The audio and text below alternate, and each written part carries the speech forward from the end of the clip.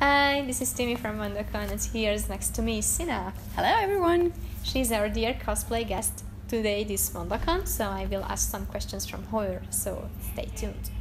So hi there. Thank you very much for having me. Welcome at MondoCon. Thank you. How you are feeling? Pardon me? How do you feeling? I'm feeling great. This is an amazing experience so far. I've never been to Hungary or to a Hungarian convention, so getting to know the full experience and getting to know the community is amazing. Mm-hmm. We've already seen a couple of great cosplayers when we judged the cosplay competition, and I'm really excited what else I'm going to see here in the next days.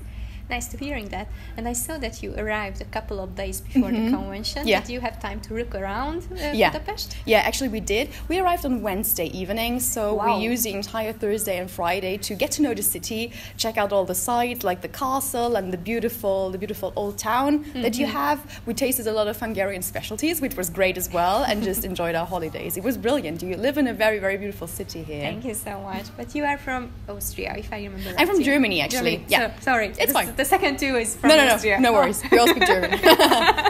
My boss actually is German, so he will kill me if he sees this. So. But okay, so you traveled a lot from there, or how did you come here? We came here by plane, actually. I'm nice. from Stuttgart, which is in the very south of Germany, in the southwest. And the city is actually famous for brands like Mercedes-Benz or Porsche. So we just came by plane. It only took us 1.5 hours, so really comfortable and easy. And I also heard that you are playing a really important role in the cosplay community in Europe, basically, because you are one of the main editors of a cosplay magazine. Yeah, Cohaku. exactly, that's right. I'm the editor-in-chief of Cohaku cosplay magazine. We first started publishing it in German language back in 2013, and now, since 2015, it is also available in English language. I also have a couple of issues with me if you want to check it out. Of course. And I've been the editor-in-chief ever since the second issue or so. And we've been putting together great articles because it's a magazine that mostly focuses on the craftsmanship aspect of cosplay. So it's less, well, it is community-based and focused as well. We have some interviews with interesting personalities from the community, but most of all, we really focus on the craftsmanship aspect. So the magazine is mostly filled with tutorials on how to make armor, how to sew a costume, how to style wigs, because we really want to make this hobby approachable and doable for everybody. That's really good. And you also write articles and tutorials in this magazine? Yes, I do. We mostly work with guest authors because everybody who works for the magazine does it in their free time. None of it does it full time. So when I come home after my 42-hour job, I start editing articles, I start reading articles, and from time to time when I'm making a costume and have something nice to talk about, I write an article or a tutorial as well. But most of all, it's our talented guest authors who give these tutorials to us. And I also read that you basically travel around the world. You were in the USA, for example, for a cosplay competition. You are usually judging at cosplay competitions.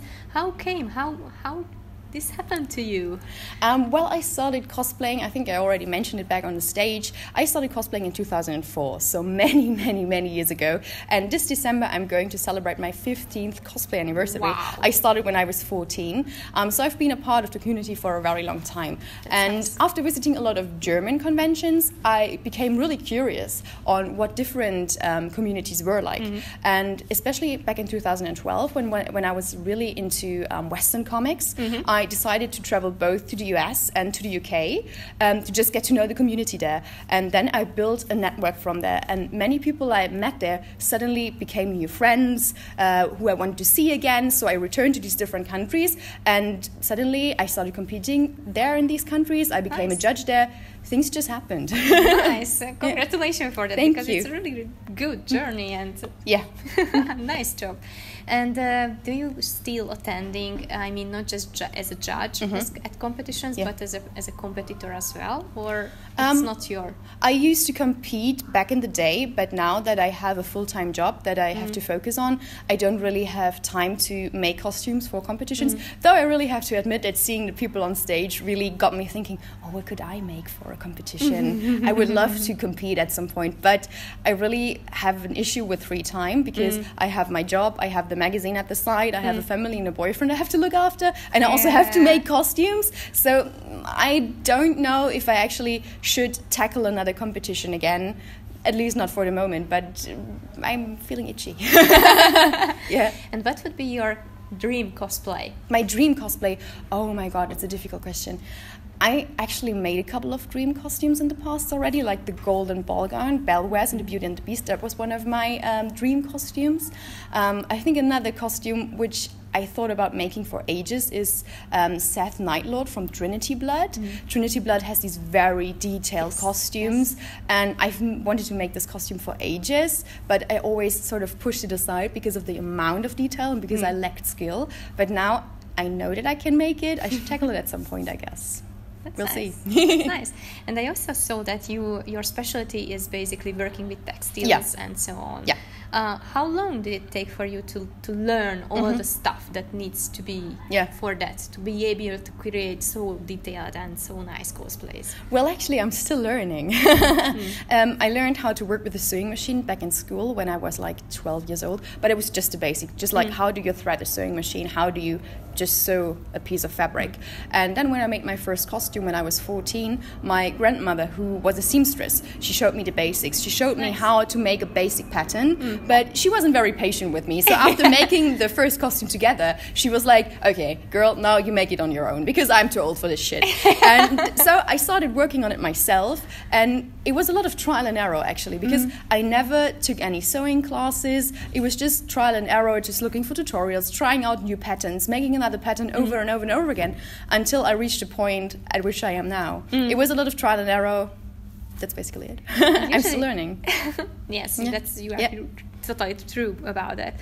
And usually they say that cosplay can be so expensive, and many people stop doing this because of this, or they just can't, or they just say that I won't compete because I can't afford it. Yeah. What do you think about this? How should I say, approach, or is it a way that you can save money on cosplay if you want to compete, for example? I think there are a lot of different approaches on how to save money.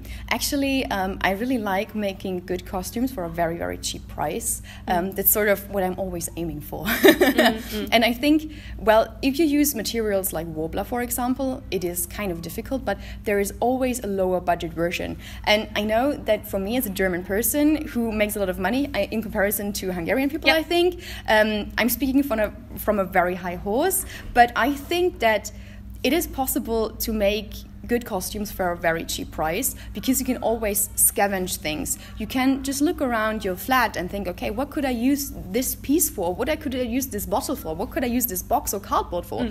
Because I scavenge a lot of pieces from my household and turn them into something I need for cosplay. And I think sometimes the cheap version is not necessarily the quickest one because, for example, at the moment I'm working on the costume of Arwen from Lord of the Rings, and she has a very detailed like braid around her dress. Yes. And I had the option to buy it or to just buy any braid or to make it myself. And I just went through my stuff and I found a couple of embroidery threads, a bit of golden pleather, which I was able to turn into sequins. I found some old organza as a base. So I decided, okay, don't spend money, just use your old leftovers and turn them into something new. What I also really like doing as a cosplayer, you turn into some kind of material holder over the years. So I tend to exchange a lot of materials with my friends because most of the time they have something I need or I have something they need. So I often show my friends, can you take a look at my leftovers? Can you use something for your costume? And likewise, that's what we do a lot. And this is a way you can save a lot of money as well. It's poverty of the community, basically. Exactly. Nice. And during this MondoCon, you are also a judge. Yeah. You saw already a lot of cosplayers. Yeah. You don't need to tell me anything because I know it will be a surprise till the end of the day. But what would your advice to our Hungarian cosplayers, how they can improve themselves? Yeah. Well, I would say definitely keep the passion and the drive to compete because I've seen a lot of cosplayers, and from what we saw on stage and from the backdrops, many cosplayers return to the cosplay competition each year. And I would say definitely keep up the spirit, come back, try again. Even if you don't place in a competition, come back, try again and again and again because you will always get better.